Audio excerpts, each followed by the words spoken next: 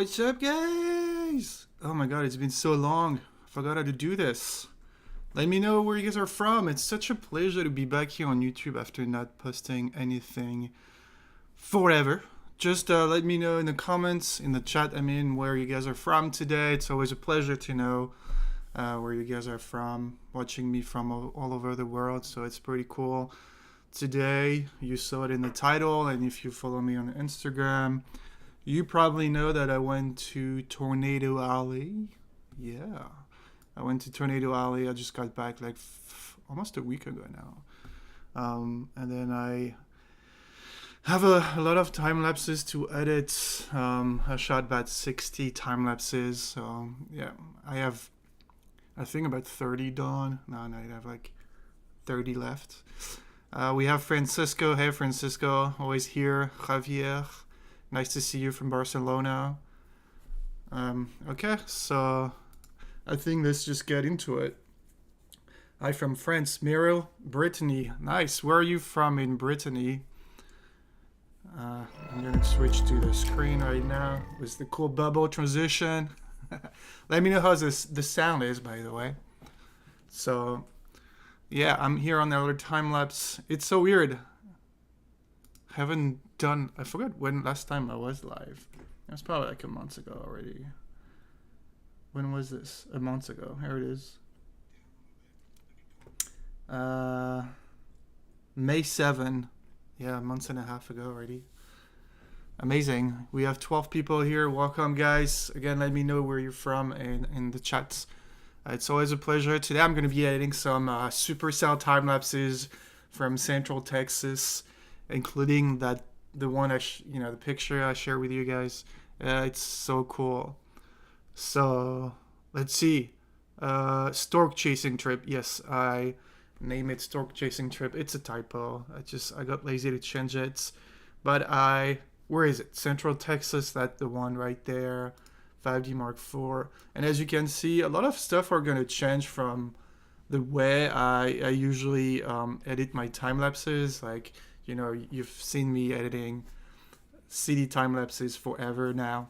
But there's some tiny differences the way I color correct those supercell time lapses on their time lapse and on Lightroom. So you'll see, I'll show you also where you can deflicker a time lapse with After Effects when there is lightning, because lightning is not the great for deflicker. You don't technically need to deflicker when there's lightning, but if it's not too much, there is a cool way you can do it on After Effects, and I'm going to show you. We have Yakup, sorry if I don't pronounce your name properly, from Turkey. Brian, I know that guy, from New Jersey. Amazing. So, of course, I'm not going to start right away with the crazy one everyone wants me to edit, which is that one here, 689 frames. Let's just watch it first. I'm going to edit maybe one or two other time lapses before editing this one, and you'll see. I'm going to keep this one for the end. Yep. I guess if you're watching the replay, you can just scroll to the best part if that's what you're here for. Come on, there's other supercell time lapses that are pretty cool. Let's switch back to their screen. So here is the cool time lapses. As you can see, it was full of lightning, especially right there. Actually, that frame right here, it looks clipping, but that's one of the frame I shared on Instagram. So yes, there is still part that are clipping in the frame, but that's the one where the bolt is on the right of the image. Hey Jimmy, bienvenue ici. Okay, so see, there's a few things I do differently for this kind of time lapses on their time lapse, and there's a few things I do differently on Lightroom. So I'm going to show you everything. So let's just watch it again. Wow, yeah, this one is amazing. You can see how it's doing some sort of spiral, and then you have the constant lightning. It's so beautiful. Wow. Yep. That's like the money shot here. I hope I'm not gonna... I want to try something. First of all, if I select just the ground right here. It's gonna look a lot different. See, yeah, it looks a lot different. But I'm not sure if I should select. I don't think we're gonna have problem with flickering on this one. All right, we'll get back to it later. First of all, I want to edit some simple supercells. I think like, yeah, the 15 miles per hour one was pretty cool. Let's see which one. No, we're not gonna take the 1400 frames. It's way too much. That was a very tough day that day. That one, 83 frames, 213 frames. Let's try that one, for example. What do I have in Central Texas? Oh, we could add that one, full 40. I don't want to take one that's going to take like an hour to do all the visual previews. Oh yeah, let's focus on Central Texas today. Sunset's beautiful. Okay, so we're going to start with, I lost it. Is that this one? Yeah, let's start with that one. Okay. And of course, let me know if you have any questions about storm chasing, about time-lapse photography. I'm here to answer live from Los Angeles.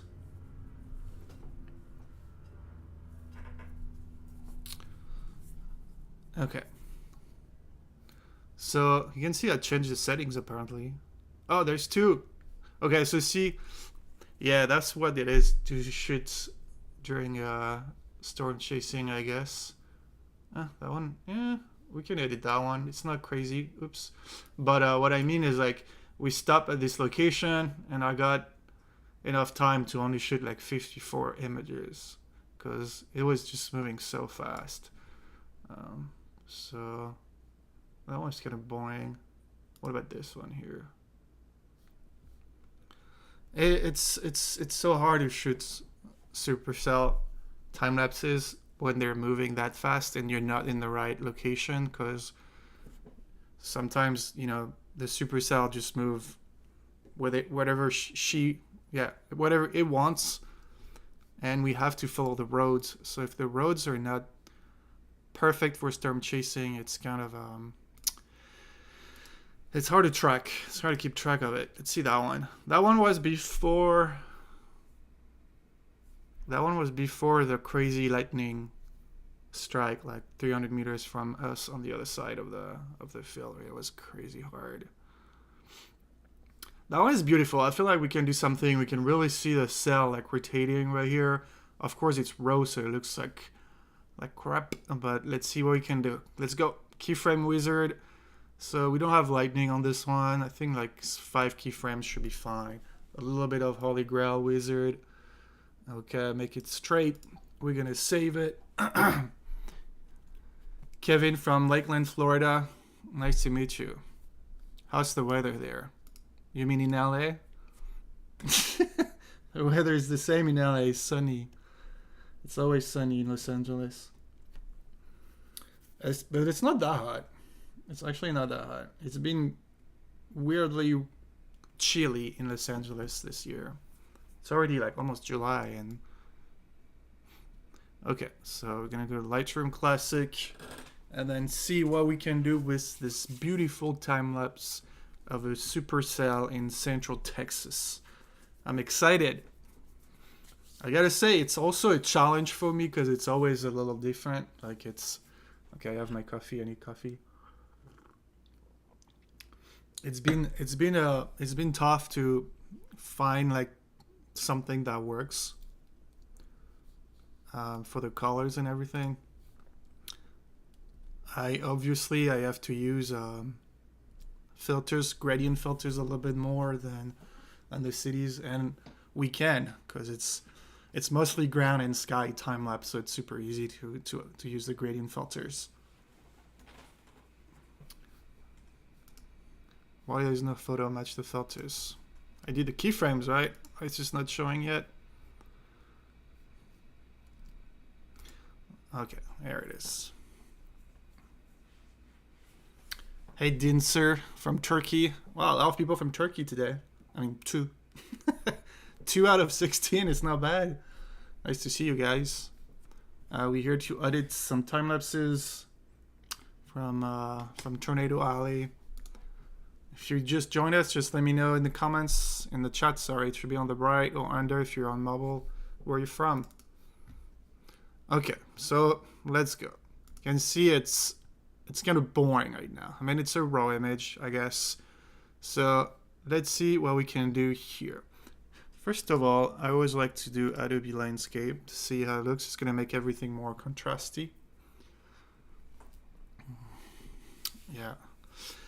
Something I like to do is a lot of people ask me the presets, but Lightroom already has a ton of presets that sometimes work really great for your shot.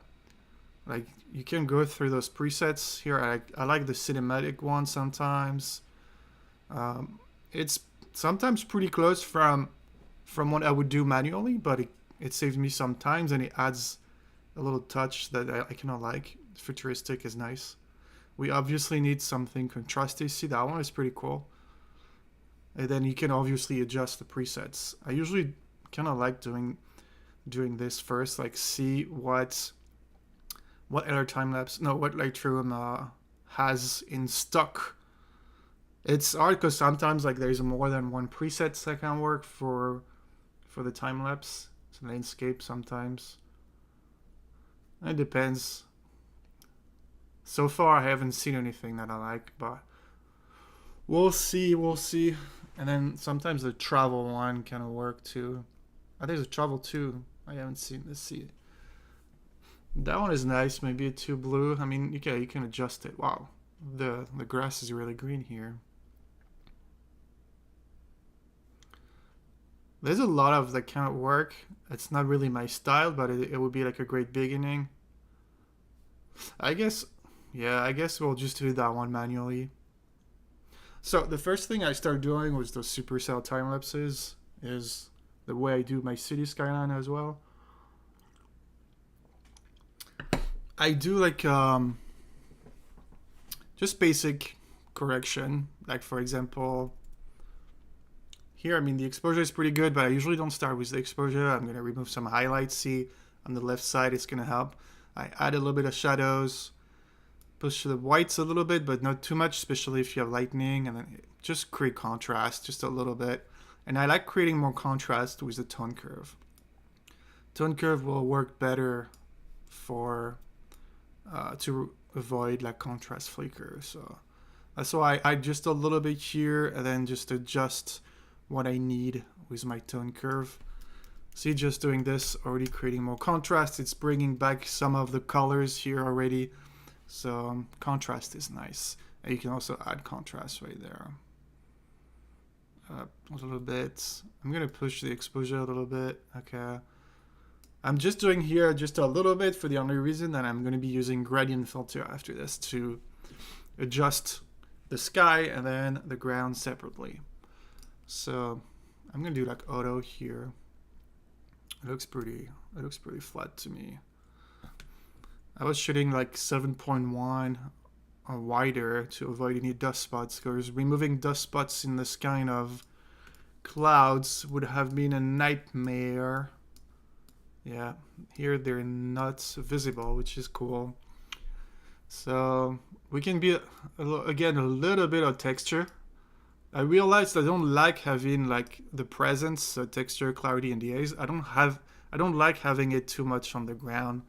It looks kind of weird, but it looks nice on the clouds and makes the clouds more dramatic. So I guess we can push a little bit. Dehaze, I usually don't more than 5. Dehaze is nice for, again, contrast, I guess. It's all contrast here. But see the difference just with a little bit. We can see some, let's see if I can do some white balance. Sometimes I just go auto and see what Lightroom gives me. It's a bit yellow, but it kind of works, I guess. We were close to sunset. Never leave auto though. You have to, if you leave auto here, it's just going to be auto on every single frame. Yes, it did happen to me in the past. And then it's like a shit show after this. It's like every single frame will be different. See, just doing a little bit, we can see those cool clouds here coming back to life right there. That's pretty cool.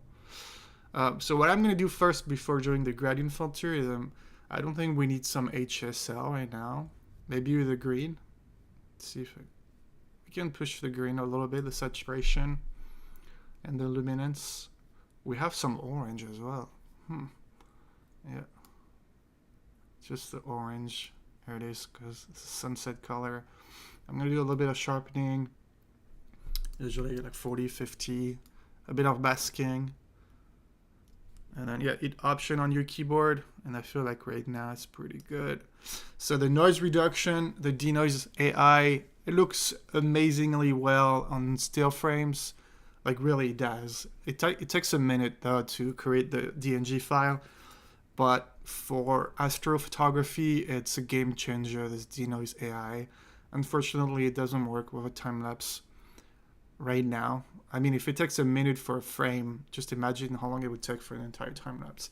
We have neat video anyways. That works pretty well for time-lapse photography. But if you do still frames, sometimes the denoise AI works amazing. I'm going to do it manually a little bit. Here I was ISO 100. Let's see where I was here. Yeah, I didn't push up too much the shadow. I feel like 20 should be fine. And then we can do, you know the drill. Remove chromatic aberration, profile correction. So sometimes the profile correction, when you remove it, it makes the edges a bit too bright. So I like to add a bit of vignetting, just a little bit. It makes it better, and you kind of focus more on what you have in the middle of the frame instead of the edges too much. Okay, so now we are far from over.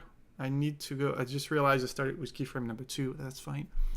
Up, I'm gonna go in gradient filter. When you use filters, or mask, they call it mask. Use the one that our time-lapse gives you. So see, you have 1, 2. Oh, you have 6 now. That's 1, 2, 3, 4 radial filter, and then you have like 2 circle filter. Like, I forgot how you call this. Sorry, but use the one that our time-lapse gives you. So we're gonna start with the ground. So we're gonna use this one here. The ground is a bit dark right now. Okay, something like this. That's pretty cool. Put the exposure a little bit of shadows. Yeah, the ground is kind of important in this time lapse. Like, we try to find beautiful ground. Like, this is a field full of flowers. I don't like having too much contrast on the grass, on the rocks. It kind of looks weird.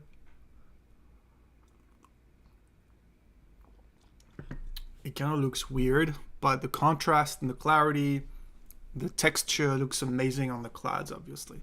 So that's why I am doing pretty much masks for every single time lapses. So yeah, that looks good right now. I don't think we need to do anything else, to be honest. It's just maybe a tiny bit of contrast, but you don't want too much. Okay, that looks pretty good. And then we're gonna use one mask for the sky.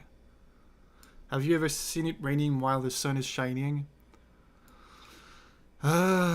Probably.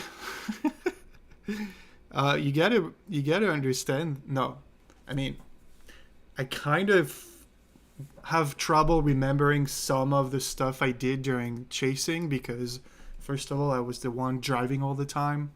So I was so focused on the road and so focused on not trying to have an accident that I was just not really looking at things around. I was just looking in front of me. And in those areas, everything kind of looks alike. It's just countryside for miles and miles and miles. So, like Chris could tell you, like, I sometimes blacked out about where we were at this point. Like, I forgot what we were doing, what was the location, what city. It does take some work in my brain to remember. Like, I didn't black out 100%, but it's so hard sometimes to remember some specific day because everything was the same and I was so focused on driving that it was kind of interesting. Like, I couldn't remember what we were doing at this specific time. So if I saw the rain while the sun was shining, probably I think at some. I think actually at yeah during this day, yeah I did. That's why it's great to. Unfortunately, it was just Chris and myself, so Chris was the only guy who could read, the maps and the models and everything. So he had to keep an eye on his computer all the time, and I was going to be driving all the time. So it's great if sometimes we can switch during the chase who can drive and who can look at the satellite images or whatever to know where to go and keep an eye on the supercell. But since it was just the two of us, I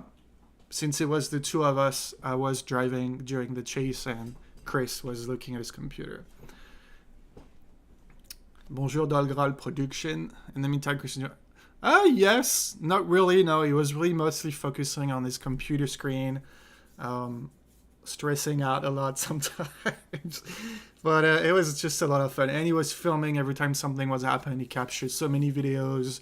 It was enjoying the landscape probably more than I did, but not that much. Like we needed his skills to know where to go and capture some beautiful time lapses, and he did a really good job. I don't know if he's here right now, but okay. So here we're gonna see what we can do with the sky. Of course, more contrast. So this is where I like to go a bit crazy with the texture sometimes. Not too much, but like maybe 20, 25, and the clarity as well. Oh yeah, you can see those clouds popping out. He needed a driver. Not really. He has like tons of people who wants to go storm chasing with him, so I'm sure he's fine. Okay, see the difference with the presence already? Wow. It makes the clouds so much like dramatic. And we can even add a bit more contrast here. Yes. Freaking love this. It's so funny how we always have this turquoise color. This turquoise color is always coming back. It's so cool. And then here we have the mix with the blue. What else? Maybe remove some blacks a little bit. Nice. Okay, contrast. Alright. So it looks pretty good. So I realized there's something I haven't done yet on the whole picture was the vibrance. Yeah, there it is. I like to go like 20, 25 for the vibrance. And then I like removing a bit of saturation. That way it makes it a little bit less saturated. But yeah, okay. But you always have this turquoise color in the supercell that just come back without look at the difference without doing anything. So what happened? Why is it so green now? Did I move something? Hold up. Oh, did I? Oh, okay. I think I moved the temperature. Sorry. Yeah, I like this blue color. Alright. Yeah, it takes some time to edit this correctly to get something that you like. Here the blue like might be a bit much, so you can go in the HSL, remove some blue. Maybe do the luminance of the blue a bit darker.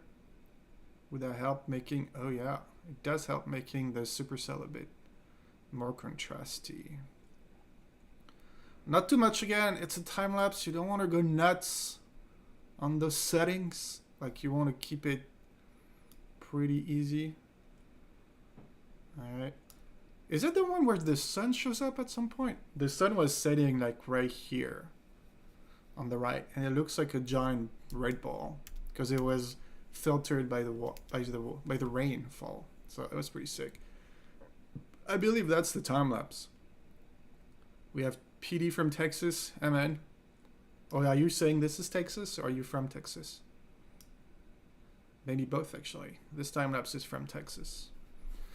The challenge is the big challenge when shooting those time lapses No, but no. I'm gonna actually keep the screen.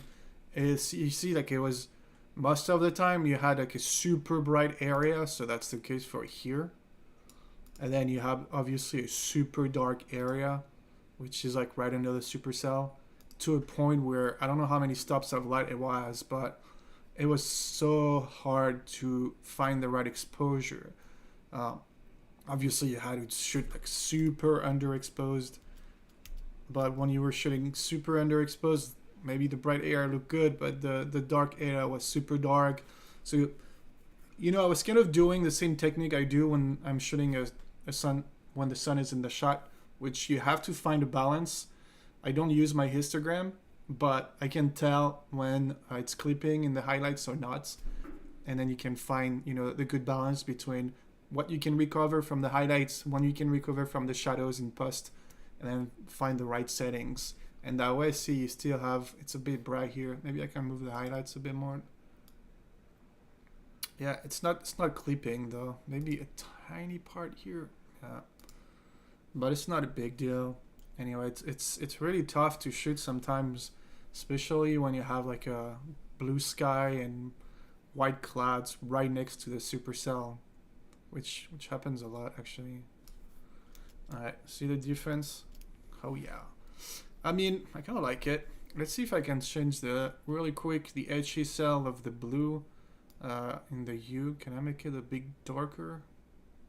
See how that looks. Definitely blue. I want like darker blue. There it is. Do we have some aqua? We have a bit of aqua. I'm gonna remove some aqua. Okay. I think it looks good. This was before and after. Oops, where is it? Right here.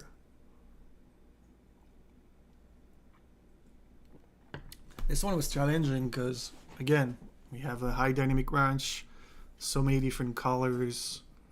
It's pretty hard to... A linear profile, maybe. Okay, so sync keyframe. I can't, it's too late anyway, but since I did the second keyframe first, I'm just gonna copy this to the first keyframe, see if I need to change anything. Oh, it takes a while to load. Here it is. Wait, is that this? Wait, did it load? Oh yeah.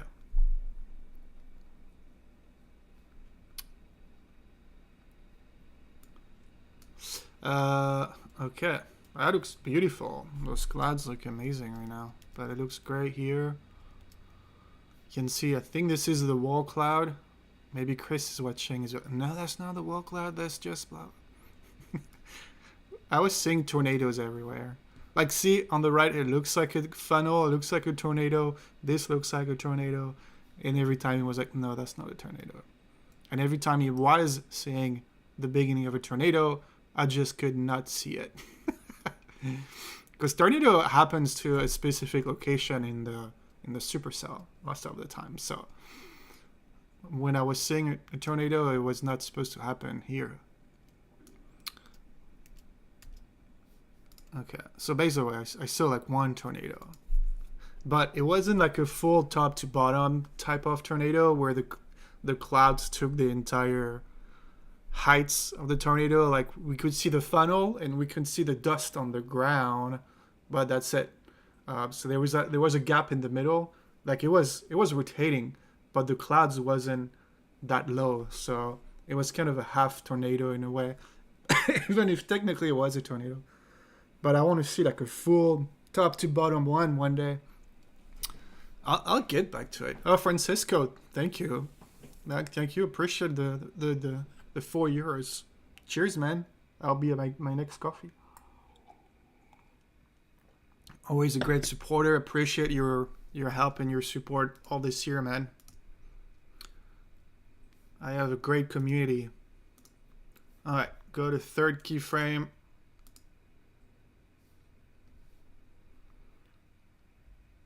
Wow, it takes a while. Like, it's green now. 21 people. If you just joined us, thanks for being here. Let me know in the chat where you guys are from. Sorry if you've been here since the beginning. And you probably heard this line 20 times already. It's a big green now. Move a little bit of tint. How do you protect yourself from potential lightning? There's not much you can do. I mean, technically, yes, you can see if you're good, like Chris, like if you know a supercell, you technically can tell where lightning is more potential, where it's going to strike more than other areas. So you also can tell what kind of lightning it is. Like, you know, you have some lightning that stay inside the clouds and there's some lightning that strike the ground. I know the name in French. It's like intra-nuageux and extra-nuageux. So sorry, I don't know the English. But you also have lightning strikes that, you know, go to the ground directly. Those are the ones you need to be careful with. The one that stay in the clouds usually is fine. But this is actually what happened when we were shooting time lapses here in this beautiful field. I'm going to actually share reels very soon, but we could see the lightning strikes pretty far away. And then after maybe 15-20 minutes, there was like one lightning strike like less than 200 meters from us, which is what, 600 feet or so. So it was pretty close. It was less than 1 second between the flash and the sound. So since the sound is moving at 340 meters per second, I believe that's what it is, it was definitely less than 300 meters. It was the first one was really, really close. It was on the other side of the field. I believe it was like this tree right there, actually. It was a big tree, so I believe it was this one right there. We have it in the video. I don't have it in my time lapse. So when we heard that first one, we looked at each other. We were kind of like, okay, maybe we should run away now. And then less than 10 seconds later, a second one hit like less than 300 meters away. I have the sound of this one in my camera. It was insane. So since we were in the area that the lightning decided to strike, we just ran away to the car and left the area. And between our spot right here in the field and the car that was like, I don't know, 50 meters away, it was pretty close, there was like 3 other lightning strikes. So it was intense. So there's not much you can do. You can also make yourself very small, and then touch your feet uponly, but, lower your body and make yourself very, very small. The chance of being hit by lightning is definitely very small, but it's definitely higher when you're storm chasing because you're like right there. And also I've read that 90% of people being hit by lightning survived. So first of all, being hit by lightning and then dying from it would be really, really unlucky. It is possible though. Storm chasing is a dangerous activity. If you decide to go with someone who knows what he or she is doing. It's really important for your safety, and then to capture beautiful images like this one.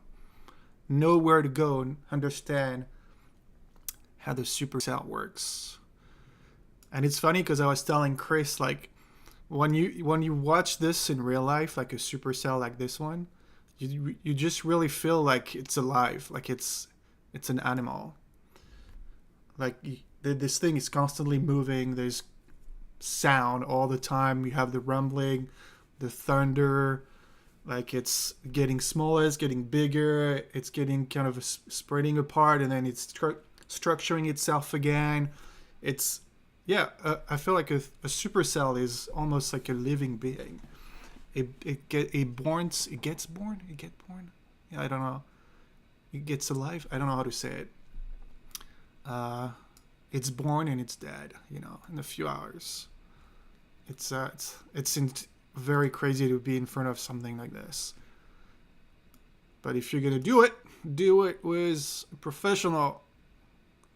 Don't do it at home. Do it in Tornado Alley, because unless you're homing in Tornado Alley. Alright. I just added a bit more contrast on that one. Otherwise, it looks great. Kind of hard with the colors on this one.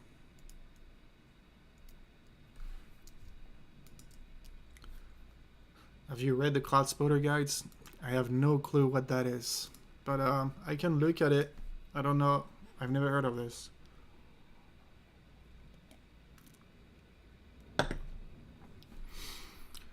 Na, na, na, na. Wow. See at sunset. So that was not the time lapse where we saw the sun. It might be just before that. I think I started a second time lapse. But what? Looks like how different it is from one keyframe to another. See, when I see like a supercell is alive, like it's evolving, it's getting bigger, it's so beautiful. Like capturing a supercell like this with a city skyline, imagine how crazy that would be. I'm sure in Dallas or Denver you can find this. It's mostly happening where there's nobody. I love the orange light right now with the sunset. It's so hard to find the right exposure.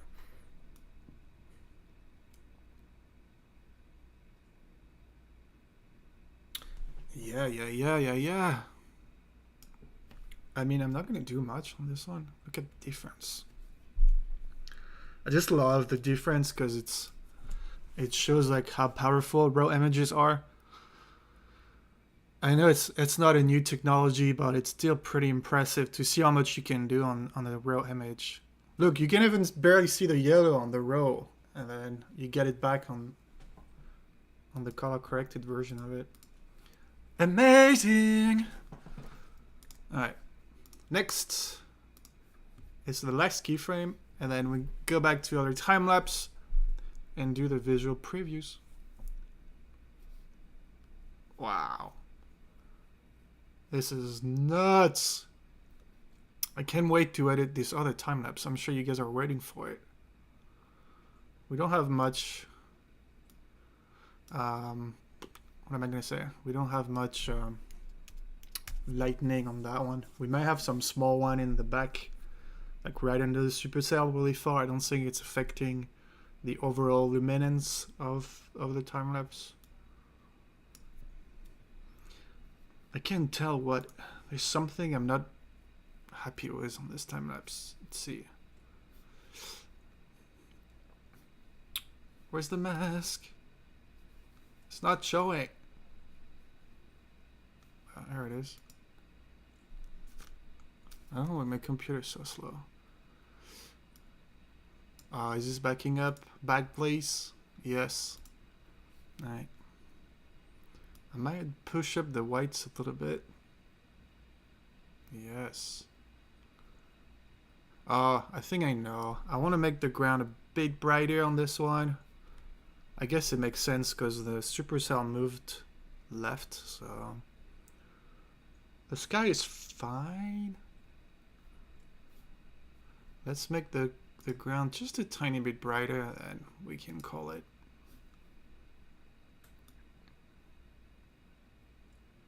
Make those beautiful flowers pop a little bit.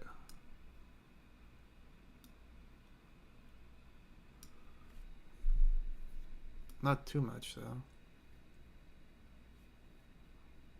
Okay. I'm not sure why it's so slow, like there's nothing else running. I love how it turned to like blue and all the orange took a... How do you focus point infinity hyperfocal? That's a good question. I usually focus on the horizon. That's it.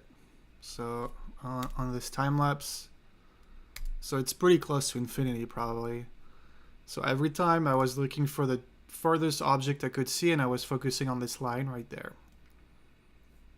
Yeah, just focus on the horizon. Okay. Which again is pretty close from infinity probably. Go to LRTimelapse. Okay. Visual previews being created. Hope the backup stopped. Okay. There's nothing else running. There's nothing else running. Auto transition. All right, so we're probably gonna have a few minutes here. Let me know if you have any questions about storm chasing, or about the time lapses, about the channel, about my cats, about anything else you want to ask me. There's some videos like, you know what I can show you actually? Something pretty fun. I'm gonna show you the video of the lightning strikes from, oh my god, come on. The lightning strike of in this field right there. Chris sent me the video, so while we wait, we can actually go and maybe if WhatsApp wants to open. F3Z Moments from Saudi Arabia, nice to see you. And Ubas Man from New York City. Gosh, LRTimelapse is like taking my entire processor right now. Alright, let's see.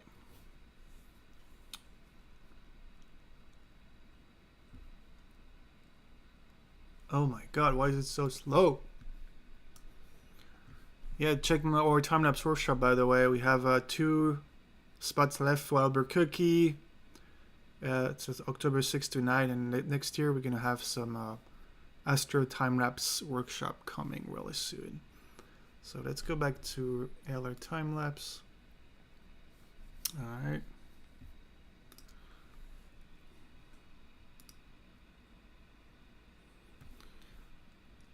We are doing the visual previews. What is this? Is there like an issue like right now?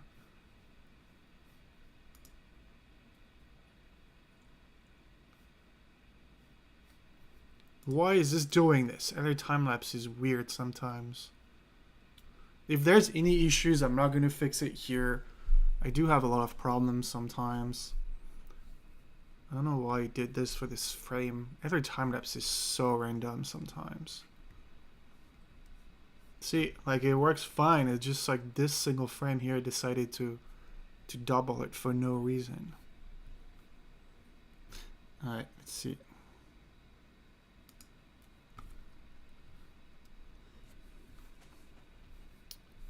There it is. So this is the video. See, this is the same field. Like we parked, and the field you see on the time lapse, it's like right behind this tree on the right. So we were right behind that tree here, and this is like the dashcam camera that Chris set up. So I was shooting for like 6 hours for the entire chasing day, and he just sent it to me so I can work on it, do a little reel, and let's watch it if I can play it. It should be on the right, lightning.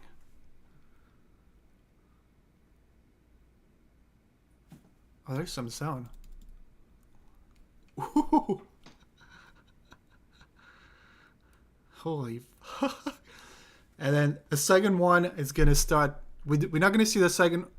I heard it, the second one, and then at that point we all start running. There's other dudes we didn't know. You're gonna see us running on the right here. This is hilarious.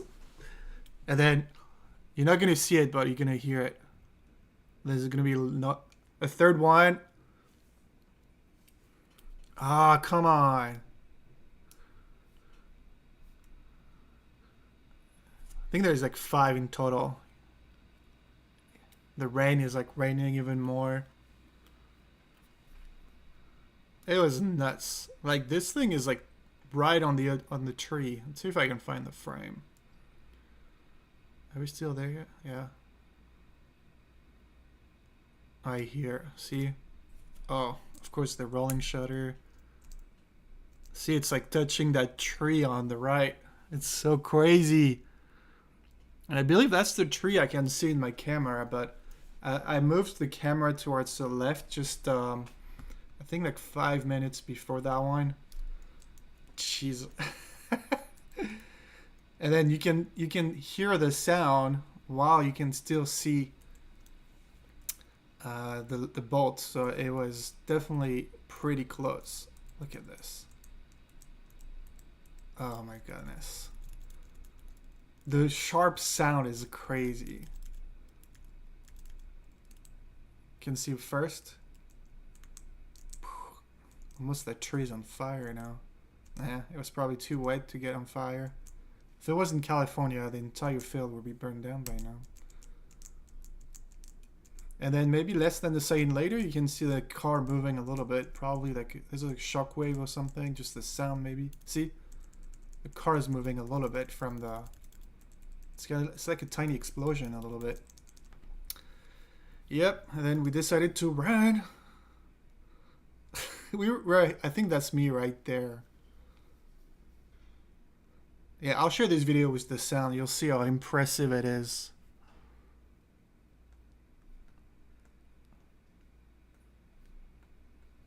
Yep, we take the camera. My camera was still shooting the time lapse while I was running. I don't know why I left. It's kind of dangerous. Yeah, be careful, guys. Okay, so I have like the entire video. I was recording a video too. But yeah, it's pretty dangerous. Damn, it takes forever. It's like I need a new computer.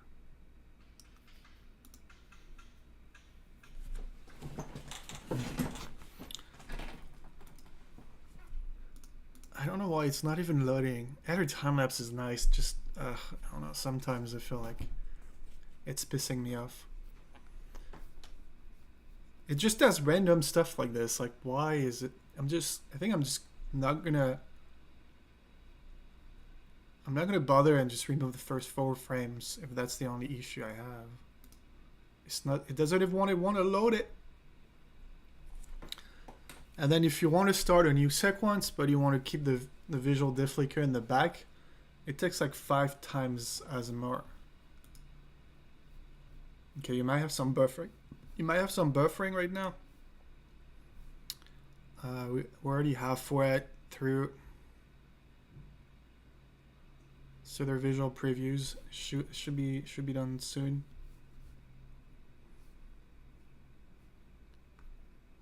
Yeah, I don't know why LRTimelapse is like so hungry now. I guess it's using all my processor and RAM. It goes a little faster, but you can't do anything else. Brandon Mother Earth is pretty awesome. Yeah, it can be pretty scary too. Maybe because I have the live stream as well. Hey guys, if you just joined us, we're doing the live previews of the first time lapse, and when this is done, I'm going to be editing the other one, the one and only where you see the supercell and the lightning. And I think that's all we're gonna do because it takes forever to do the visual previews. So, oh my god, 561. I don't think you can be a time-lapse photographer if you're not patient. Patient to stare like hours at the same spot. Patient to wait for hours for just the processing being done, and then the rendering, and then the cleaning, just for like a 20-second video. I don't know why I'm doing this. I don't know why this is a hobby, you know. So when people tell me like, you're not patient, I can be patient for a lot of stuff, including time-lapse.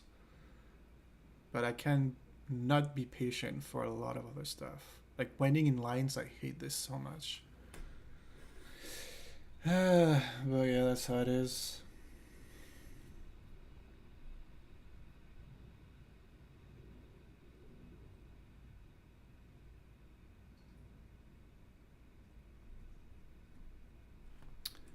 Yep.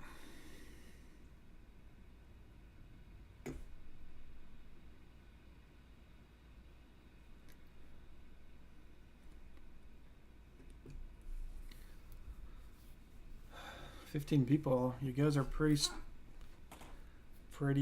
courageous to stay here while we wait. There's not much else to do. LRTimelapse doesn't even want to load pictures. Those tiny things, like one of the sequences is like 1400 frames. It drove me crazy how long it took just to do the visual preview. And sometimes I just wanted to remove the visual deflicker from a time lapse, but you can't because it was asking me to redo the visual previews first. So I had to wait for an hour just to click on one button. This kind of suck. You should be able to remove the visual deflicker without loading the visual previews. Yeah, it was on a time lapse where the visual deflicker didn't really work. I wanted to remove it, but for some reason the visual previews were not here, so I had to redo the visual previews before clicking on this reset. It drove me crazy. Where's the other time lapse? 689. Yeah, that one. That one's gonna be sick. I have a feeling it's gonna look so nice on after color correction.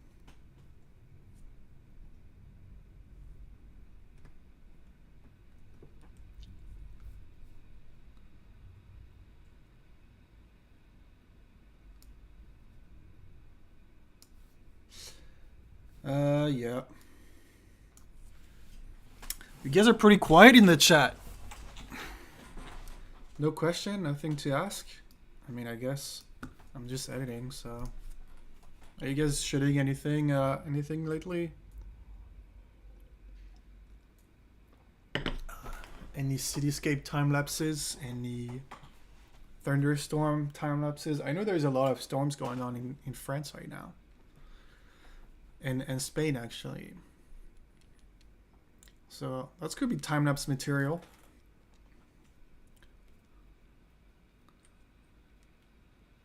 So much waiting and waiting. Still, photographers have it easy when you think about it. Yeah.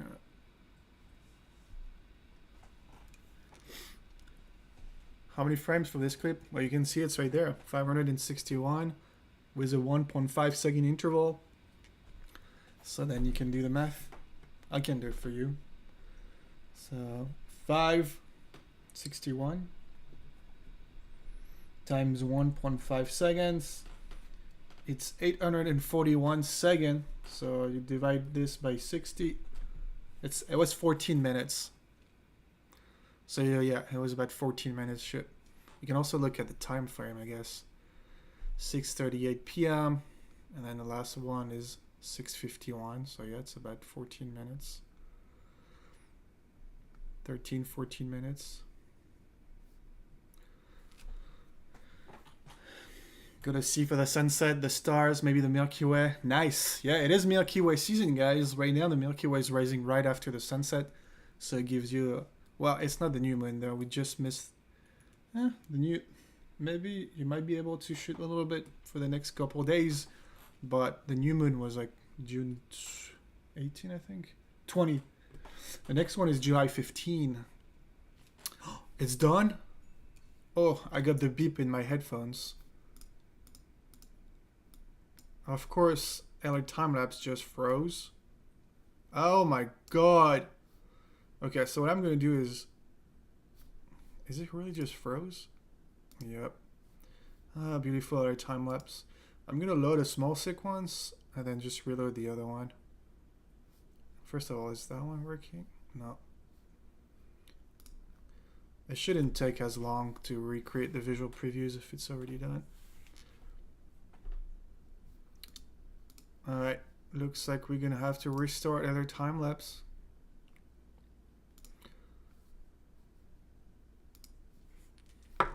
Sometimes if LRTimelapse just freezes, I can't even open LRTimelapse anymore unless I restart my computer. So hopefully it's not gonna happen today, or well, I'm gonna have to stop the live. Okay, it should be quick to redo the visual preview because it's already done. Do you back up the raw file of all your footage, or do you just keep the ProRes files after edits? I keep all the raw files unless it's a shitty time lapse and I know I'm not going to do anything with it. But for 99% of the time lapses, I keep a backup of it. So yeah, I do have a lot of hard drives. And for the final time lapse videos, I have them on 2 hard drives, as well as an online backup, so technically in 3 different places, with Backblaze I use. Does it work now? All right. Oh, I don't know why it's doing this. I don't know. I don't think that's a lightning. It's just a bug. I think I'm just gonna keep it and just remove the first 4 frames. Still have the other time 5.8 and works great. I think. What's your thought on the version 6? So what I like on the version 6, it's definitely, you can tell it's much faster, even though it took forever. It's much faster to load the EXIF data and the visual previews. The Holy Grail Wizard already has like a pre-deflicker in a way. So the visual deflicker is just only almost like a backup, even though I use it all the time. The Holy Grail Wizard does an amazing job already. Other than this, I feel like you can still do great things with the version 5 or their time-lapse. You should update only if like time-lapses takes a huge part of your life, but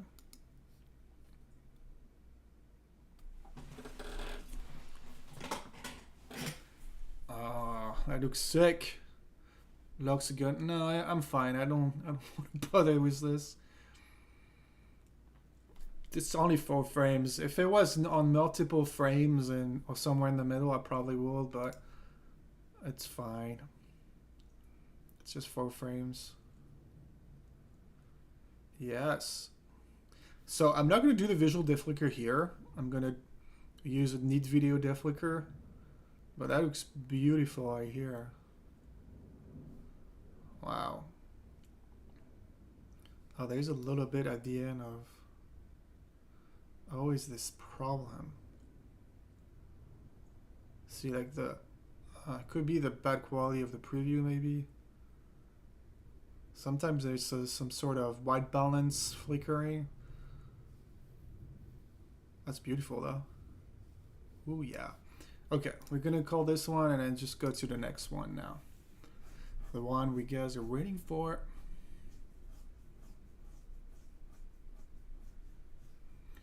Is this something you need to reduce the amount of flicker while taking the pics? Yeah. First of all, well, the best way to do it is to shoot with a slower shutter speed. That will create less flicker, but sometimes you can, depending on the scenario. Like you can see, like for the shutter speed here, it was at night, but for most of the time lapses during the day, I'm using a really fast shutter because it's windy. So since it's really windy with those supercell time lapses, you gotta use a very quick shutter speed and then fix it in post as much as you can. So that's one thing, and then try to use a wider aperture as well. That's gonna help you get less flicker at the end. Exactly. I don't shoot f16. Like now, shoot everything between, I would say 5.6 and 6.3, 7.1 maximum. And I rarely have flicker, even with a fast shutter speed. Here I was with f4, shutter speed of half, and ISO 500. I wanted to use a 1.5 second interval, so that's why I and I couldn't go more than half a second shutter speed with that interval, so that's why I boost the ISO a little bit and open my aperture a bit more. Alright guys, let's edit this crazy time lapse right here. So since we have a lot of lightning on this one, I'm gonna go keyframe 7, okay. So what I do when there's like huge lightning like this is I usually select them as a keyframe. Okay. Yeah, you don't, yeah, maybe that one is a bit too close from the other one. I think I'm just gonna remove this one here. But you don't want to do crazy color correction between the two, like between the first and the third keyframe, because you know otherwise you can have a gradient between the two.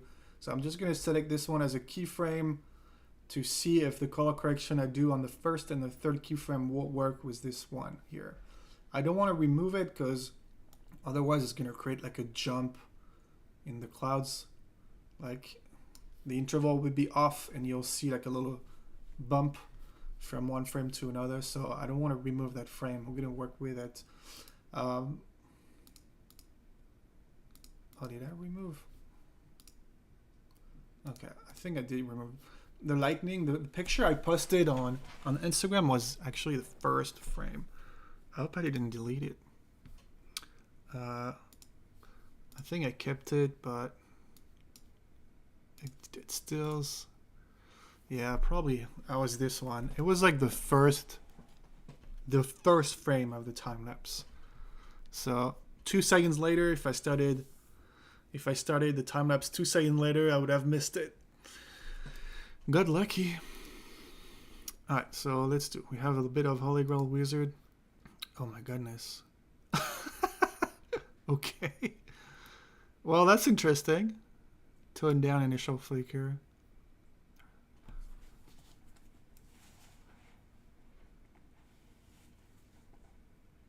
Thunderstorm lightning. We can try that. We can try this. Oh, there it is. Tone down. Okay. There it is. There's an option for it. That's pretty good. Alright, so that's pretty good. Now we're going to save it. Even 10 years later, we still learn some stuff.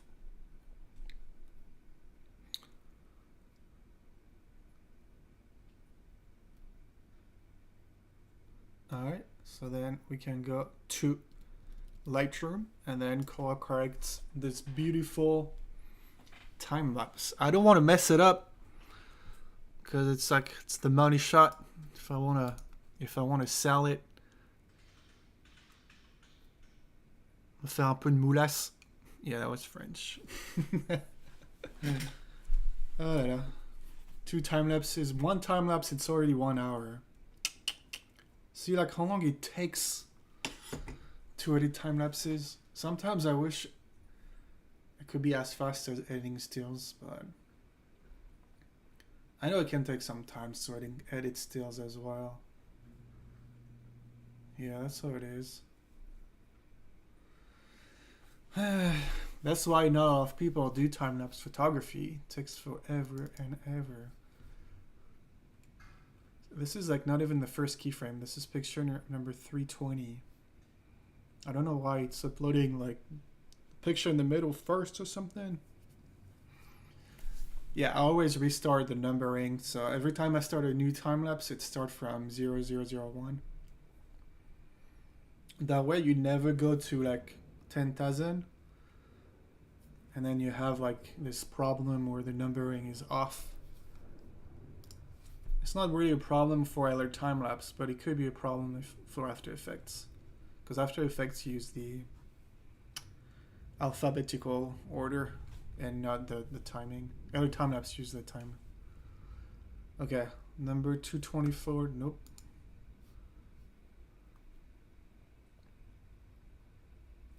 Wait a minute. I thought I used the...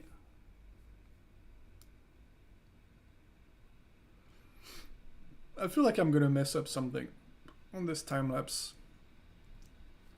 Number 140. For some reason it didn't show up. 28. Why is it not here? It should be here. Always a problem. Save again. I don't know. It's number 140. I just wanted to have this one as a keyframe.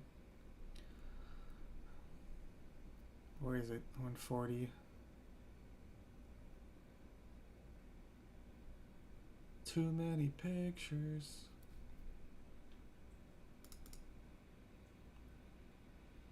$165.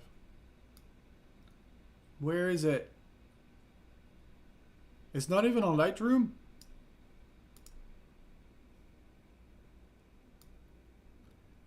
I mean, 155, it should be right here. 140, see? It just didn't import the picture. Huh. What is this? See, you guys don't see this, but there's just so much crap all the time. Like, it just didn't even import the one picture. So, let's see if I can go get it, or... That's gonna be an issue. Where is it? That's Central Texas. Canon 5D4. Since I don't, it's 103. I didn't even rename my folder because I was too lazy. Is it in the sequence? If it's not in the sequence, it's gonna be a problem. Yeah, it's right there. Why you didn't import this picture, Mr. Lightroom? I don't know if it's gonna work, but otherwise I'm gonna have to just probably redo the LRTimelapse keyframes and are not selected.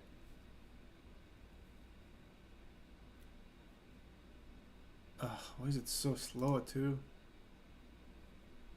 It's kind of a frustrating live import. I'll see if it works this time. It should be picture number 114. It's not even here. No photo in current import. What's happening? 688. Okay, so 689. I don't know what's going on. It just doesn't want to import the picture for some reason. Alright, so I think we're gonna do one pretty easy thing. I'm gonna leave the picture in Lightroom, but I'm gonna do like right click, clear all LRTimelapse editing. No, actually I'm not gonna leave all the pictures in Lightroom, because that picture is not in Lightroom, right? 140 is not. I might not be able to not. Oh my god, this is like pissing me off. Yes. Yes, I'm going through a lot of shit like this. You don't see all this in the time lapse, in the final time lapse, but damn. And I feel like my computer is just getting. I'm like working with 5K videos now. Okay. Oh yeah, put it in the removed folder. Okay, so I kept that one. I'm gonna reload this one. If you would like to do a time, I never do a time lapse for Instagram. I do a time lapse for doing a time lapse, and then I found a way for posting it on Instagram. But I'll never shoot a time lapse just for Instagram. It's just a waste of time, in my opinion. There's always a way to share a time lapse, even though you shot it widescreen. There's always a way to shoot it. Alright guys, we start over. Not sure why I didn't import this picture in Lightroom. Like, I have no idea. Oh look, thunderstorm in LA as well. Still have those on Lightroom.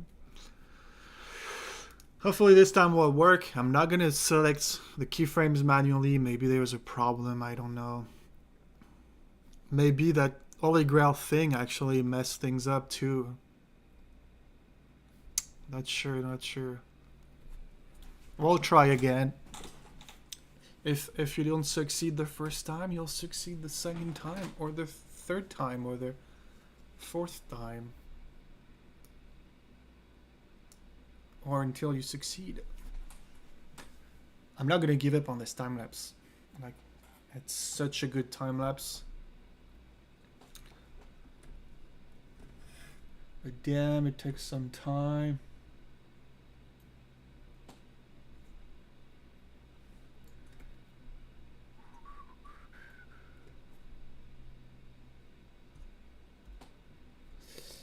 Yep.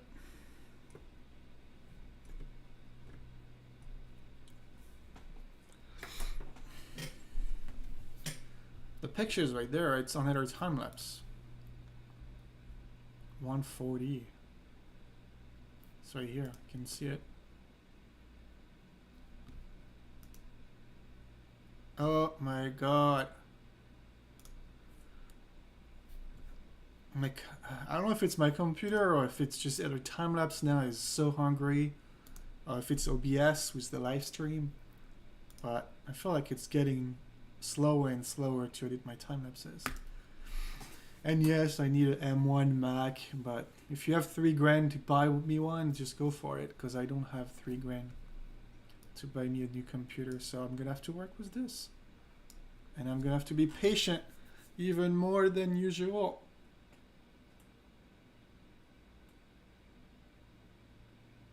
Okay. Keyframe wizard. I'm not going to select it manually this time. 5 should be fine. Holy Grail wizard. Tone down initial deflicker. We're going to do this. Oh, okay, I see. We can do just a little bit here. Alright. And then save. Yeah, it's probably OBS. It's not usually that bad when I'm just editing. It's probably OBS being a little too hungry.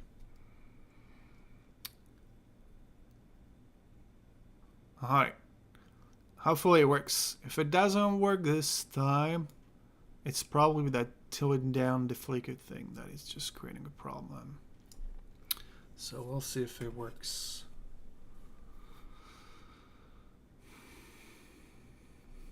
I'm gonna check if the photo is there. 689 photos, so that should be fine.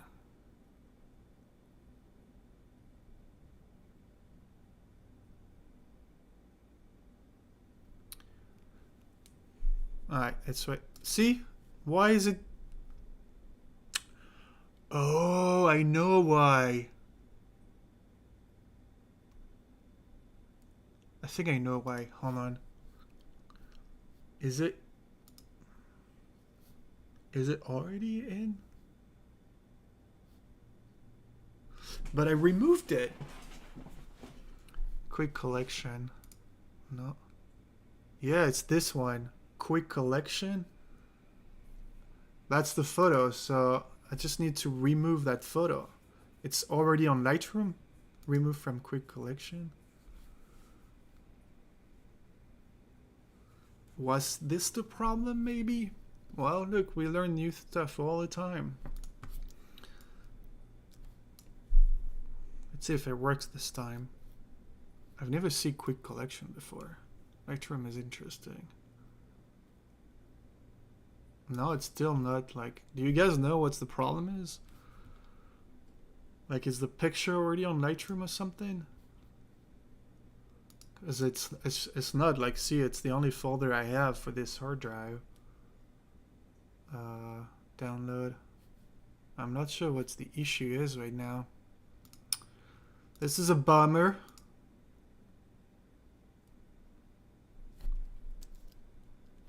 The photo location. I mean, it's still in the same folder. It's still right here. The photo is there in the folder, so... Gosh, what is this problem? It's like Lightroom doesn't want me to import it for some reason. I didn't rename it, no.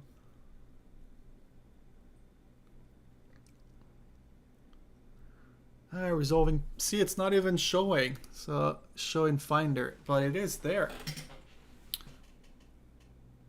Don't import suspected duplicate. What was this? Ah, that's probably what it is. Okay. It's this little check bar right here. Gosh, Lightroom, you suck sometimes. No, I didn't import anything right now. Let's try again. Learning all the time. Let's see if it's there now. Nope. I should be able to import it. Okay, so the picture is not gray anymore. I unchecked this don't import suspected duplicate because the picture is not on Lightroom anymore. I edited before just as a frame, but it was a different folder. I removed all those. Okay, the frame is there now. Hey, learning every day. This is how we learn. So keyframe. I didn't select it as a keyframe, but we still have 689 frames now.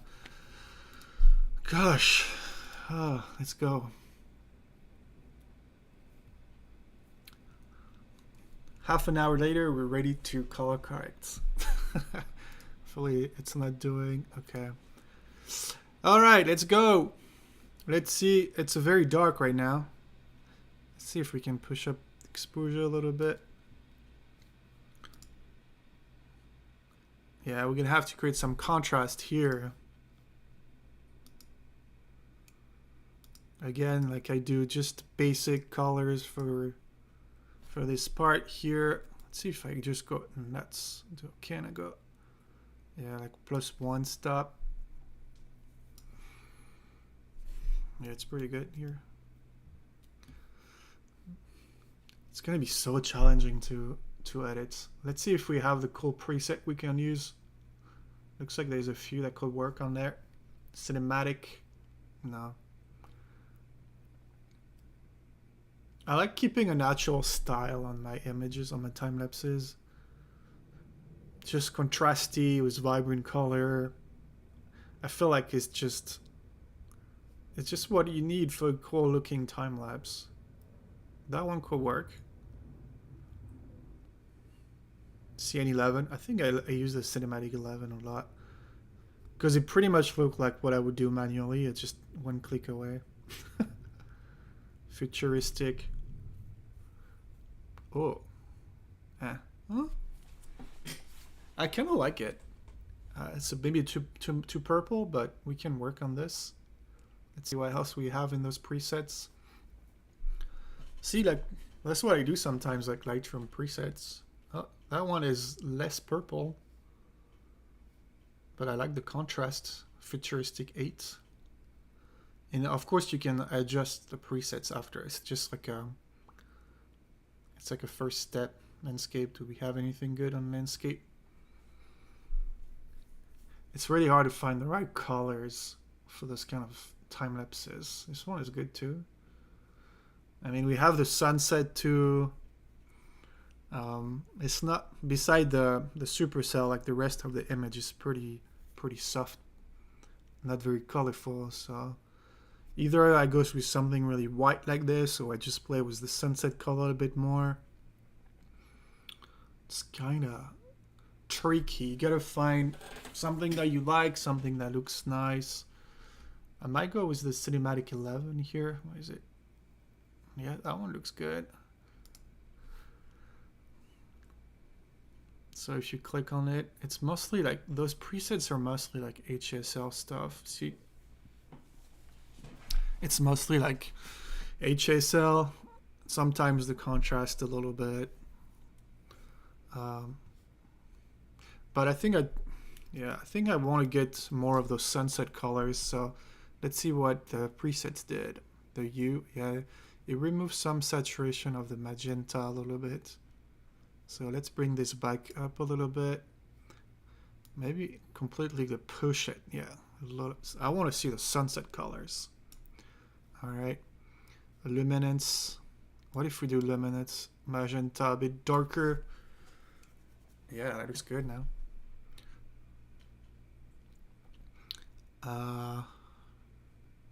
I'm gonna go here for the highlights a bit more. Okay. Again, a bit of texture, probably like 11. A bit of clarity. A bit of dehaze. I don't even look at the picture when I do this. I just do the same thing. It's usually what I need anyway. A bit of vibrance. And remove a bit of saturation. Not much. I guess we need more colors for this one. Okay, that looks good here. The white balance looks alright. Let's see if I do auto. It's so hard because there's so many different styles that look good. So you need to find something that you like. Something that works. Something that looks natural. It's definitely more challenging to edit than cityscapes, that's for sure. Definitely take more time. More decision. Vermicelli. That's a funny name. Vermicelli. I hope you're having a good day. You too. Sharpening. Usually with the clouds is a bit tough. I guess something like that works. Clouds looks half a second shutter speed, like how fast they were moving. They'll probably look a bit blurry anyway. We'll have ISO 500, so I can go like 40. I gotta say, I feel like the manual noise reduction on Lightroom got better. Like we can use the AI, but like look, it looks so smooth now. I use Need Video at the end, but it still looks amazing. Like if I remove it,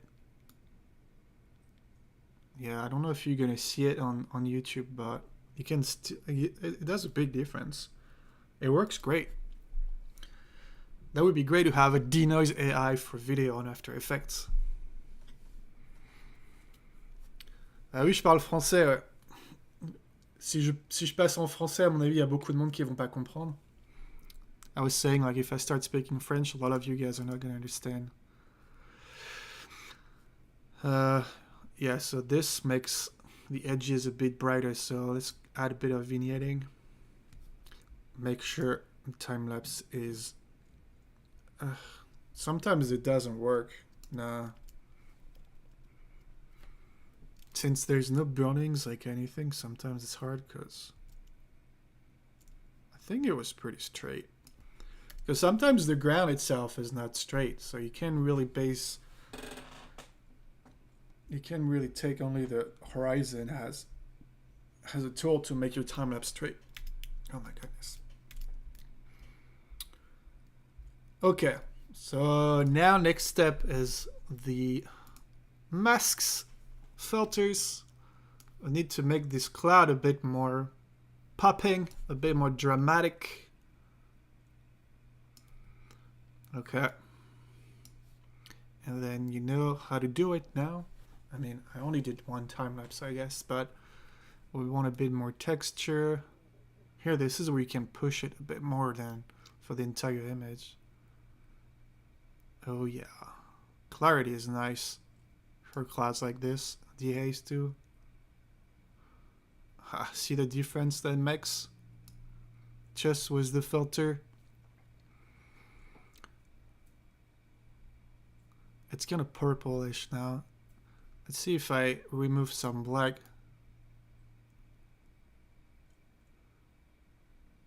You know what? I'm going to use the tone curve.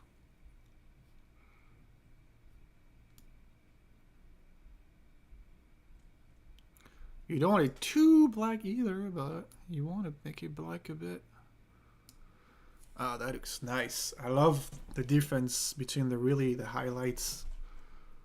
The highlights and the highlights might be a bit much right now, so you don't want it to be overexposed. All right, that looks pretty good. And let's see if we can bring back some of the foreground with this ground a little bit.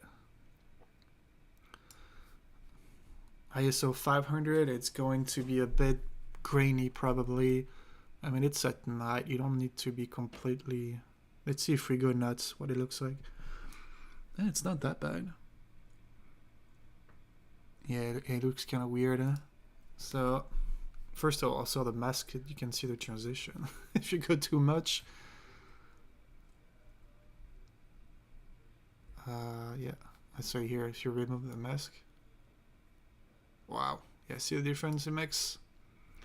Masking is important in this.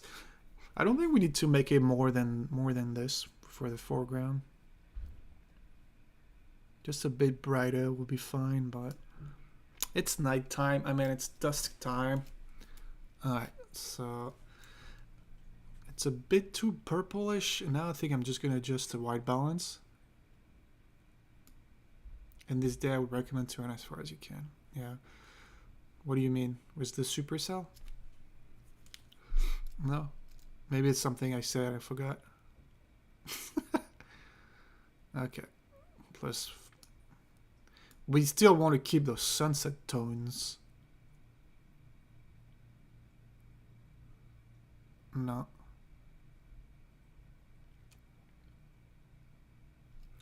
It's so hard. It's a hard one, but I think it looks all right. Maybe okay. Move the highlights bit down. It's really hard time-lapse to edit. So many contrasts, so many like kind of weird colors. I feel like it's too purple now.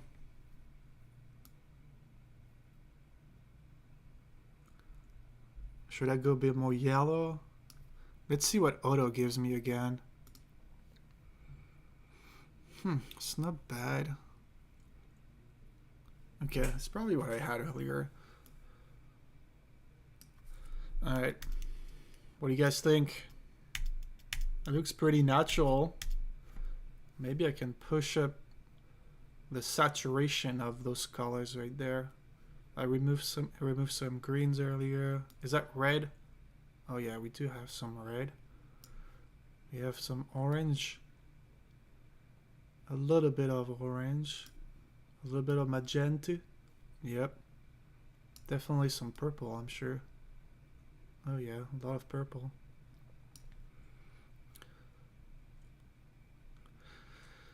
I gotta say, I knew it was gonna be a pretty challenging one to color correct. Let me know what you guys think of this frame in the chat. It's not bad. It's not bad. It's tough. Maybe the luminance of the red a bit. You gotta play with HSL and try to find something you like. Color correction is there's not a rule for color correction, you know. It's not how you're supposed to do things, but that's how it is. I think we should be fine. Let's go to the next frame.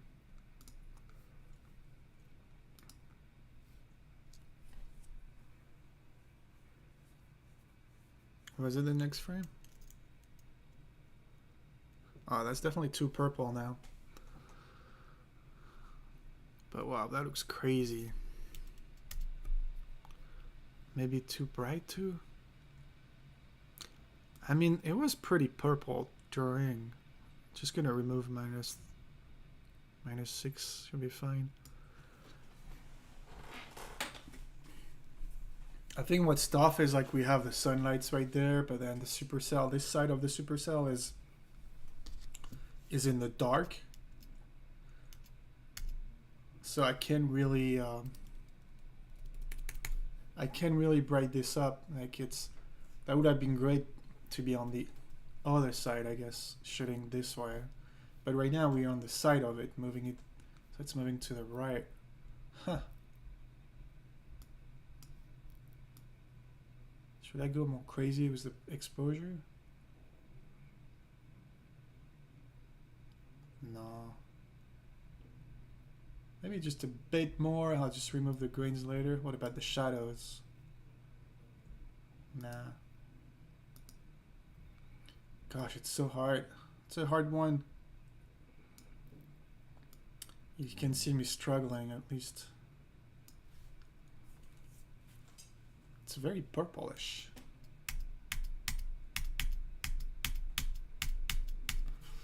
I guess it'll work. We'll see how it looks on the final time lapse. Let's see if I got a bit yellow. Alright. That should be fine for this frame. Let's go to the next one.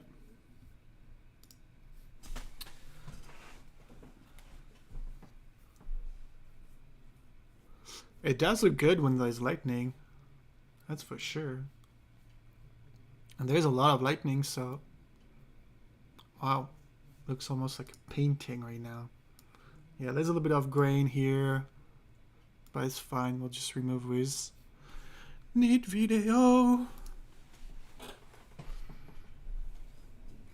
The sky looks pretty aqua-ish, turquoise. I don't like this. It's probably come from this in here. Yep. So let's go back to the keyframe before. I didn't see the sky was so turquoise. I mean, in some scenario it works, but you don't want a turquoise sky. Looks fake. Damn, it looks amazing.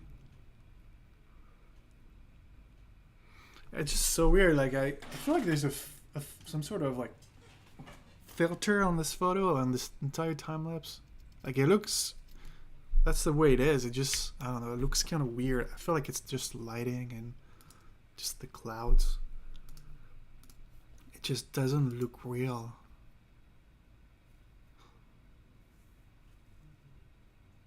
Wow. Damn, there's another bolt right here.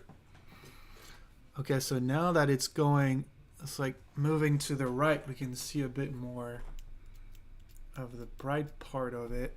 Interesting.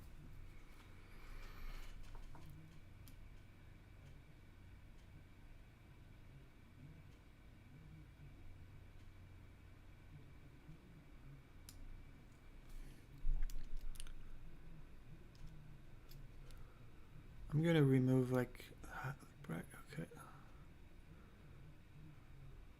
because I feel like even though I like minus 93 in the highlights, I feel like this part here might be a bit overexposed. It's not overexposed, but it's a bit too bright. So where is it? Is it the light right here? Oh, it could be the lights. The white, sorry, up. Yeah, just a little bit. Let's just go minus 100s. Hopefully it's not going to create crazy contrast flicker. If this time lapse is a complete mess on LRTimelapse, I'll just stop the live and redo it later. I want to make it perfect. It might not be perfect right now. The picture looks fine. We have this turquoise color coming back right there in the supercell. We still have those sunset colors.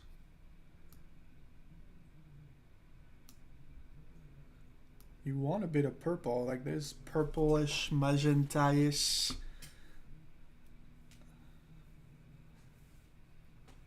Remove that pull. Oh yeah, definitely. I think I might just crop it. Poof. That'll be easy to remove it anyway. Yeah, I wanted to check without the HSL. It's not a big difference. No. Don't be picky with one frame, going with the flow, brother. You gotta be picky with one frame. That's a keyframe. That's why it's called a keyframe. If that frame sucks, all the other ones are gonna suck too. So you gotta be picky, man. That's definitely too dark, but not sure how much I can. It's moody, at least. Yeah, let's go 5 star. I don't know. I was like, what? 1.6 kind of work. It's definitely grainy, but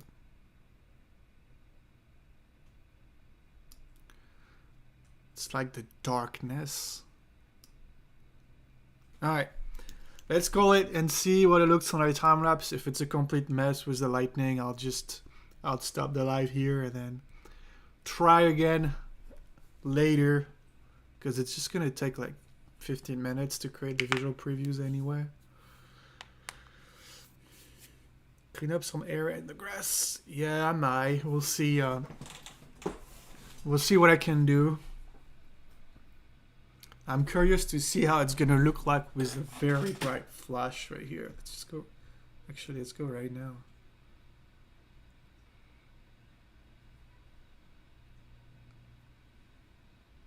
Right there.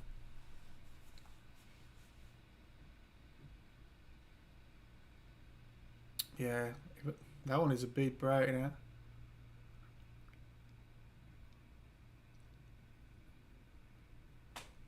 I wonder if I should manually go. If I can manually go back to Lightroom and then just reselect that one as a keyframe. No, I should not select that as keyframe, but I can manually. Oh, you know what? For the first time, this is probably gonna help me. You know what? That's actually a good idea. I've never used the slider here, but it might be useful this time.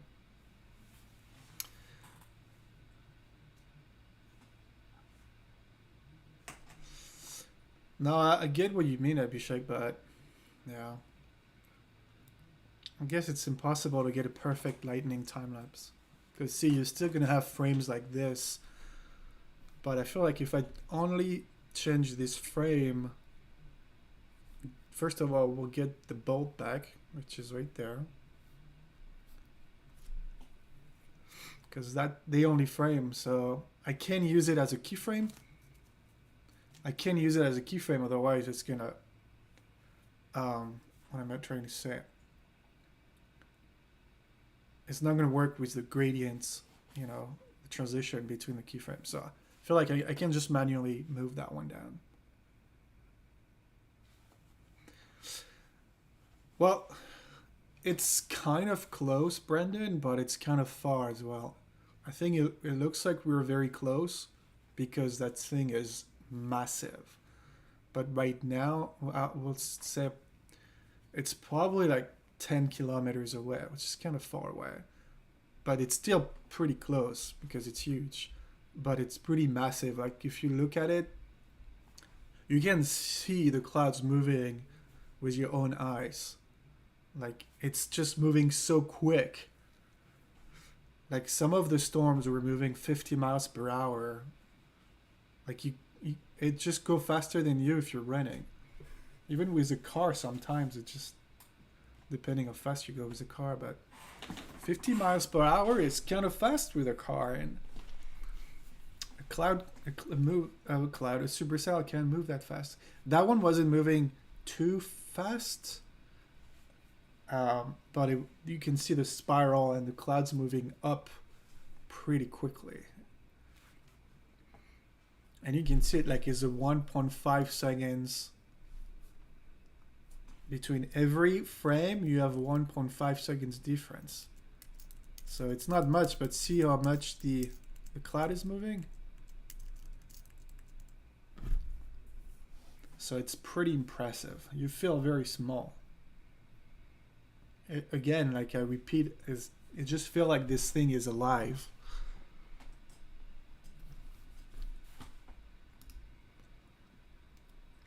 All right, so let's see if I can. Maybe I should probably wait for. You might see some buffering again. OBS and LRTimelapse together is not a good mix. There it is. So I don't know if it's gonna look weird or not from one frame to another. I mean, it does change the entire. Yeah, why not? Why not? I want to see the bolt. I think I'm just gonna leave it like this. Let me know what you guys think. Definitely not gonna do a visual deflicker on this, but it's so nuts. So it's great, changing the entire lighting of a frame. That's what a lightning is, I guess. It's such a good photo, though. But yeah, it's impossible to have like every single bolt properly exposed for the time lapse, because see, that one is brighter, next one was me pretty dim, so gotta find a balance and just go with the flow, like Abhishek was telling. Also, can you hear me? Like I'm pretty far from the mic, but I guess I'm just pretty chill right now. That's in the title of the video, I guess.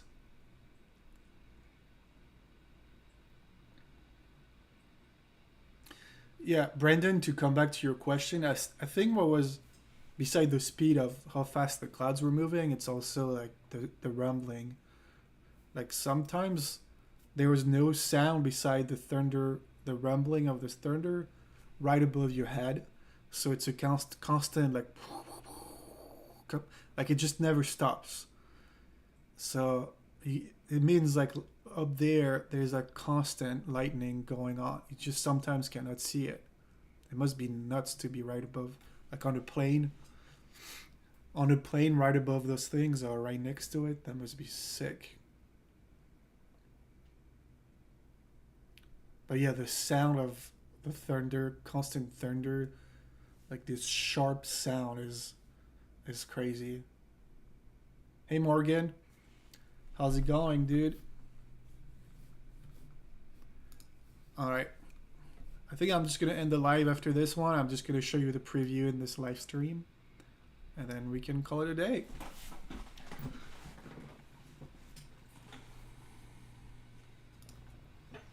So cool that you were able to take this trip. Yeah, Thank you, Chris. Like my friend Chris, I don't know if he's here. Maybe he's shy. He doesn't want to leave a message in the chat. But yeah, that's because of him I was able to do a trip like this. Like I would never go by myself or with someone who doesn't know what he's doing. Again, for safety and to get the good shots. But I'll definitely be back. Like I want to see my real tornado, my full top to bottom tornado, and then keep shooting like supercells. It was a bit different this year apparently. I don't know why. It was like a lot of HP supercells, which means like high precipitation. Like a lot of them were creating a lot of rain, which is a bit tricky sometimes because the rain can actually hide a potential tornado. So it makes it hard for photographers and storm chaser to chase this kind of supercell.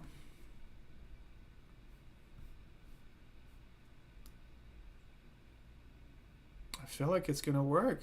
Yeah, we're gonna be a bit of flickering, but it should be fine. That's the lightning flickering, so.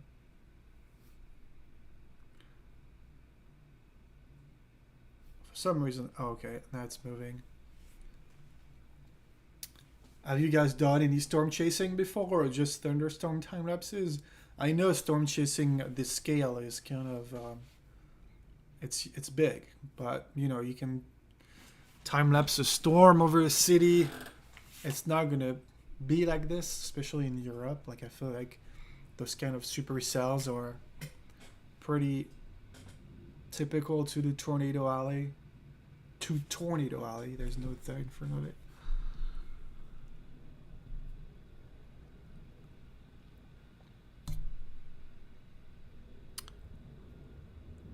But yeah, like I clean a bunch of time lapses. Let me show you where are they.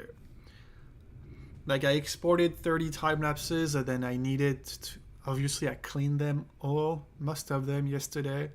Cleaning for this one is mostly just stabilizing it. This is the first batch right there. And this is all the final exports. So this is all the ones that are good to go.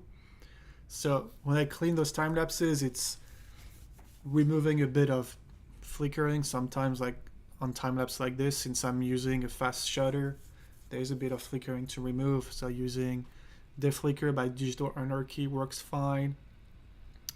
And there's also sometimes like people, like other storm chasers, cars that show up in the composition, so it creates a bit of flicker that needs to be removed. But look at this one. Probably not going to be able to play it properly. Maybe just the preview. There's so much going on for my computer, it's going to get on fire soon. But this one, like I love this turquoise color. Like it's also a 5K clip. So it's like 2 gigabytes for 8 seconds in Apple ProRes 444. So you can't even play the preview. Let's see if I can. And then I also use Neat Video where I remove even more grain and add a bit of sharpness, at least for the foreground elements. But I just love, like, just a time lapse like this is huge. See, like, because of all those other storm chaser, there was like a bit of flickering, but Digital Anarchy was perfect. Did an amazing job. So yeah, I can't really play the time lapse full speed right now, but it looks amazing. I'm gonna do an edit for YouTube, obviously. All those ones are ready to go. I still have a few to edit from, like just that. Like it's so beautiful. Like I love the turquoise color for some reason. I don't know why. Mixed with like the gray. Yeah, see, and the dust from the cars. I kept those dust anyway because I can't really remove them, but because it's part of the experience being mixed with tons of other storm chaser. There was like Mike Obinski. I have Mike Obinski in one of my time lapse. Let's see if I can find it. Oh, I don't think I cleaned the time lapse, but where is it? You probably know Mike Obinski. He was there with us. I think it was probably one of the New Mexico. Supercell 6 Valley? No. 5?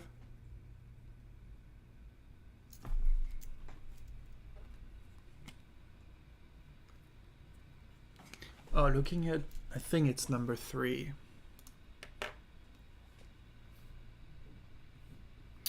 Morgan, okay. Nice, that's amazing. That's great that you keep projects going on. That's amazing. Yeah, yeah, you need a lot of conditions to get this kind of weather, and it doesn't happen a lot on Earth. It does happen in Tornado Alley, and I know it does happen a lot in China, where you kind of have the same um, type of weather. So you pretty much need like a bunch of different winds bringing up cold and hot air, less and more humidity, and everything mixing up create this kind of weather. But it does happen in Tornado Alley. It does happen, I think, in China, where there's pretty much a tornado alley over there too.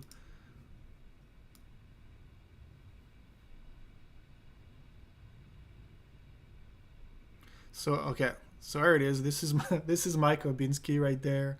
He's driving his Toyota, and then he saw I was shooting, so he was really nice enough to not park in front of my camera. That was nice. I think it just didn't even stop at this location. It just went somewhere else. This one needs to be cleaned. But I'm gonna leave the car. It's part of the experience, you know. Having other storm chaser in the video. Let's see. Those ones are clean. Oh my goodness, okay.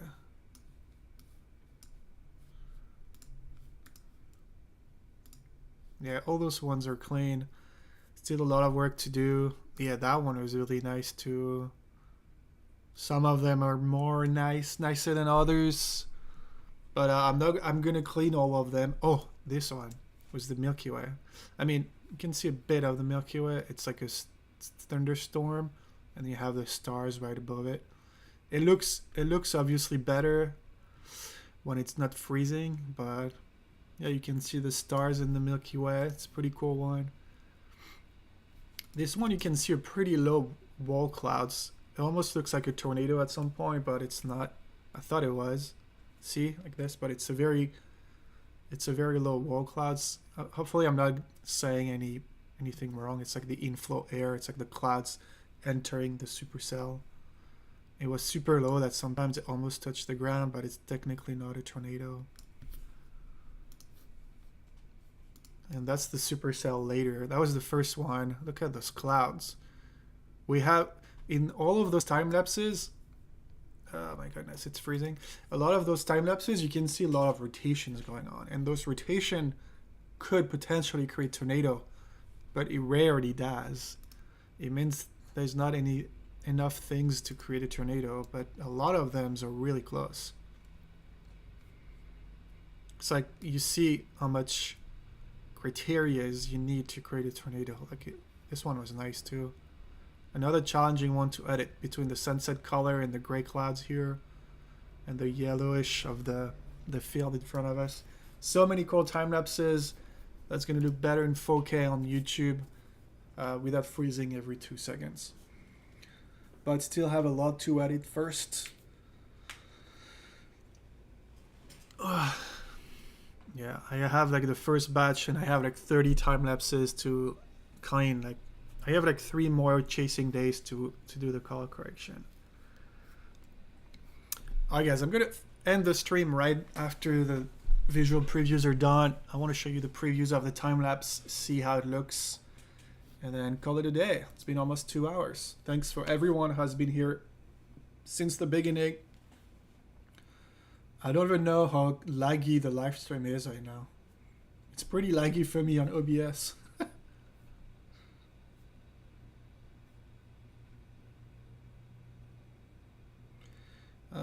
Yep.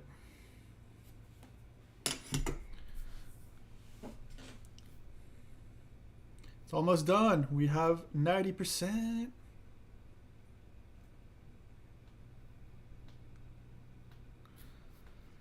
I feel like this should work. It's the first time I'm using the sliders here in LRTimelapse. I guess it could be useful sometimes. I just never used them. I feel like it was pointless, but it's here. Mr. Antscure, I use After Effects right here, 2023. I have a cleaning course. If you want to learn how to clean a time lapse, just check my website right there, emerictimelapse.com, the first one. And I have a course called Advanced Cleaning for Time-Lapse Photography, which is to me my favorite course ever, because I'm showing you how to clean pretty much everything on a time-lapse, and it's like night and day between the before and after. So check it out right here, emerictimelapse.com. You can't really click on the video, but there's probably a link in the description below. It's almost done. 10 remaining. And then we'll see if it looks good or if it looks completely like shit. Let's see. I'm gonna wait for the computer to calm down a little bit. I got the beep in my ear, it's so loud.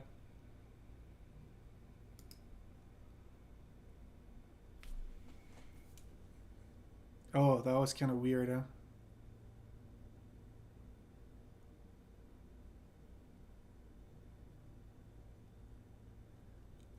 I mean, it looks weird, but that's just how it is in real life. Like, there is that many lightning. I guess it just, yeah.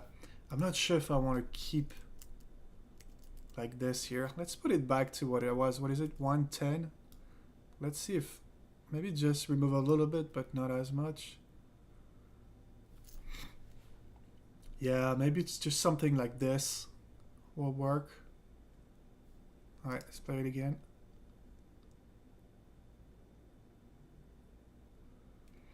Yeah, I mean, it's so fast we can't really see it. I'll see if I, no, if I remove it, you're gonna see the gap, so.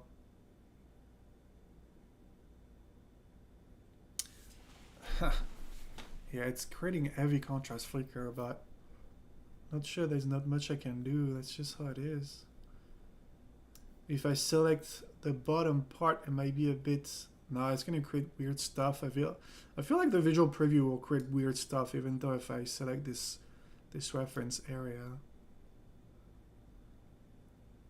I mean, those lightning do light up the entire scene.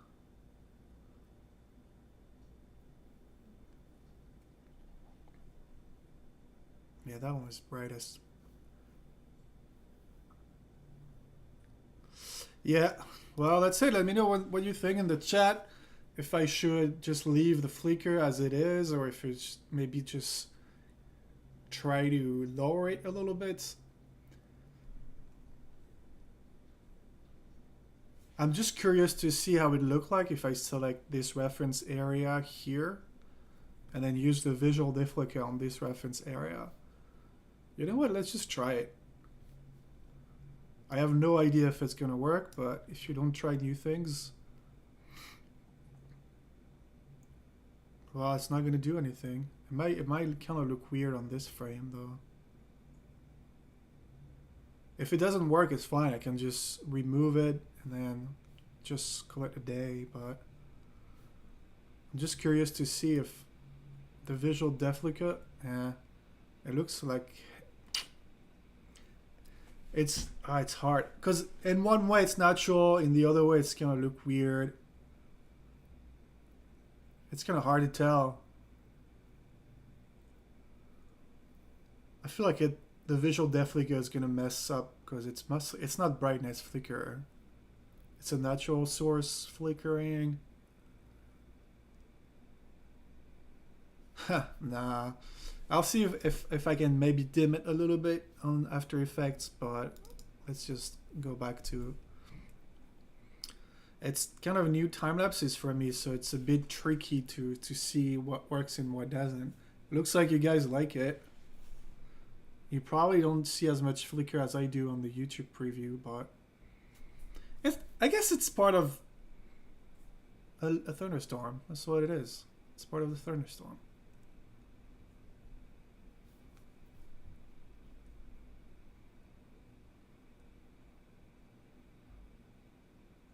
Yeah. Let's play it again one more time. They kind of look good on the YouTube OBS, yeah. That's pretty spectacular when you think about it. I guess it's like the time lapse I shared yesterday. You can see how more intense it gets towards the end too.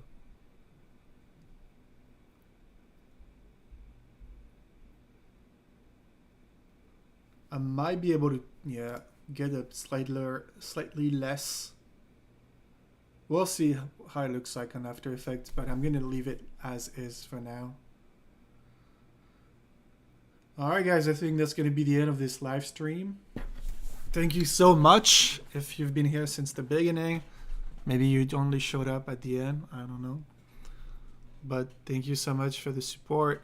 Can't wait to share all those time lapses with you because it's something different. I think I'm going to spend my day editing the rest of those time lapses. Yeah, because I have Central Texas. No, I don't have one here. I have the 50 miles per hour one right here. This one was nice too. See, I have a lot of them. And then I think I have Tornado LCT. I don't have a tornado in my time lapse. Sorry. But this is the day I saw the tornado. Anyway, thanks for being here, guys. I'm going to end the live stream right now. If you're watching the replay, leave a comment below. Don't forget to subscribe. Check my website right there, emerictimelapse.com for courses. And then just a little further away, Timelapse Company for workshops and webinars. Thank you so much. It's always a pleasure to share my knowledge with you guys. Have a nice weekend, and I will see you next time.